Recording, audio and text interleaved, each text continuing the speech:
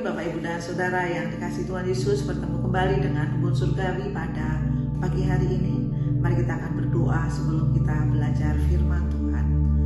Bapa kami yang di surga, kami mau bersyukur Tuhan untuk kebaikan-Mu yang Kau berikan dalam kehidupan kami. Saat ini kami akan belajar merenungkan firman-Mu. Mari Tuhan, kami mengundang Kau berikan kami hikmat, taruh pengertian-pengertian, sehingga firman yang kami dengar ini menjadi kekuatan kami untuk kami boleh melangkah hari ini. Kami mau bersyukur dalam nama Tuhan Yesus kami berdoa. Haleluya. Amin.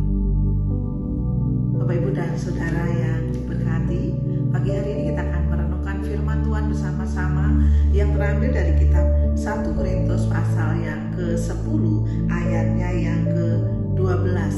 Mari kita akan membaca bersama-sama. Demikianlah bunyi firman Tuhan. Sebab itu, siapa yang menyangka bahwa ia teguh berdiri, hati-hatilah supaya ia jangan jatuh. Bapak Ibu dan Saudara yang dikasihi Tuhan, ketika suatu kali saya melihat di TV, melihat di TV sebuah truk besar mengangkat kayu-kayu yang penuh di dalam truk itu.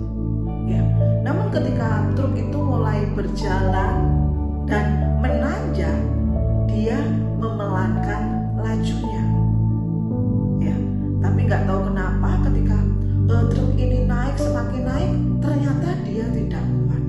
Dan kayu-kayu yang ada di dalam truk ini berjatuhan yang kemana-mana, sehingga mengakibatkan kecelakaan yang luar biasa. Kayu-kayu gelondongan yang tidak kecil ini menimpa apapun yang ada di bawahnya, baik itu motor, baik itu mobil, baik itu orang-orang. Dan ketika saya melihat pemandangan itu, saya menjadi lebih waspada atau lebih hati-hati ketika saya naik motor di jalan. Ketika saya naik motor di jalan, mau ada truk besar atau ada truk kecil ataupun ada mobil yang bak terbuka yang bermuatan, saya itu selalu menghindar. Mungkin saya akan mendahului atau saya akan berhenti sejenak. Karena apa? Hal yang saya tonton itu membuat apa? Kewaspadaan saya, membuat kehati-hatian saya itu bertambah ketika di jalan. Saya bilang sama anak saya, kalau ada truk yang besar atau mobil yang bermuatan terbuka, ingetin mama supaya apa? Mama waspada.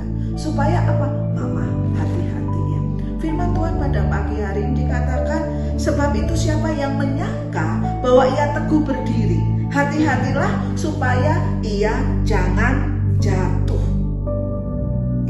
Bapak Ibu dan Saudara yang dikasihi Tuhan, seringkali dalam kehidupan kita itu apa? Dihadapkan pada apa? Bahaya. Bahaya moral contohnya.